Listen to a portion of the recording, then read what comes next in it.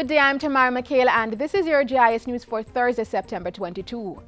Jamaica will be pursuing debt for climate change swaps to boost its adaptation and mitigation initiatives. Making the disclosure, Prime Minister Andrew Holness said government will be tapping into funding pledged for climate change projects. There is considerable pledge of climate finance resources available, while at the same time, there is a persistent and unsustainable debt overhang in Jamaica, which creates a climate of vulnerability. This provides a groundbreaking opportunity to use climate funds to assist in alleviating both types of climate challenges.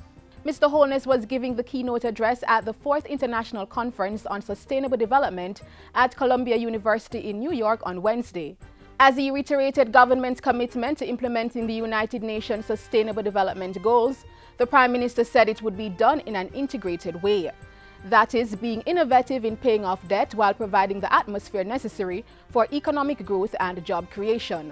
In the Jamaican context, development goals have to be viewed within the context of high resource commitment to debt repayment, and the strategy to achieve that is through fiscal consolidation. The Prime Minister says government will be lobbying the international financial community to reconsider the island's middle income status. While being quick to point out that Jamaica was not contemplating a debt write-off, Mr. Holness argued that the middle income status has locked off the country from accessing development funding, which would help to clear high debt and improve growth. There are not many countries that fall within this category of high debt, low growth, middle income. And I believe that a special category within the categorization of middle income countries could be carved out in the similar way that they had the HIPIC initiative for highly indebted poor countries. A similar initiative with different facilitation could be done for highly indebted middle-income countries that would get them out of the stall state. The Jamaica Constabulary Force JCF is now better equipped to effectively deal with members of the public. This as the United States government on Wednesday donated 3,500 sets of less lethal devices to the police force. These include batons, handcuffs, utility belts, pepper spray and other devices. Police Commissioner Dr. Carl Williams says the items will become a standard part of police kits in the JCF, providing an alternative to the use of the gun as a first resort. These less lethal weapons, combined with the recently acquired body-worn cameras, will change the face of policing in Jamaica. In the end, this paradigm shift will enable our police force to demonstrate much greater respect for human rights, and that eventually should contribute to improved confidence in the JCF. Under the Less Lethal program, 26 police officers have received training from the Pasadena Police Department in the United States. The objective is to train more than 3,500 JCF officers to use the devices and equipment. An additional 19 police officers were trained in Louisiana in June as defensive tactic instructors. National Security Minister Robert Montague says he's weeks away from updating a memorandum of understanding between the ministry and the umbrella group of churches.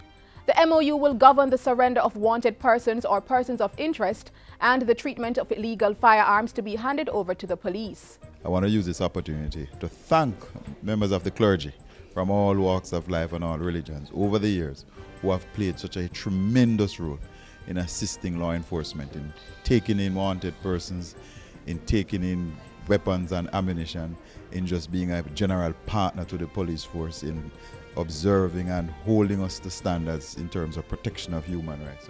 Minister Montague says a similar MOU will be worked out with lay magistrates. Finance Minister Audley Shaw is attributing an increase in the number of employed persons between April and June 2016 to the growth in the economy. Addressing Parliament Tuesday, Mr. Shaw said there were over 40,000 more persons employed when compared to the same period last year. And the manufacturing sector added 10,800 new jobs between July 2015 and April 2016. Notwithstanding this welcome development, the unemployment rate in April to June of this year was still 13.7%, slightly higher than the 13.2% in April to June of last year.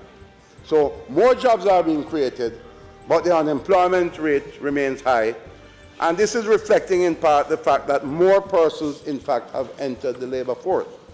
And that in itself, more persons actively seeking employment, which itself is indicative of a more hopeful and confident workforce. In the meantime, the finance minister said government will be broadening its poor relief efforts. Through PATH, the school feeding program, our support for poor relief, children's homes, golden age homes, the career advancement program, and the National Youth Service. And finally, 2,500 early childhood institutions across the island are to benefit from a wide range of school supplies. The kits are as a result of a partnership between the Early Childhood Commission and the National Baking Company under its Little Leaders program.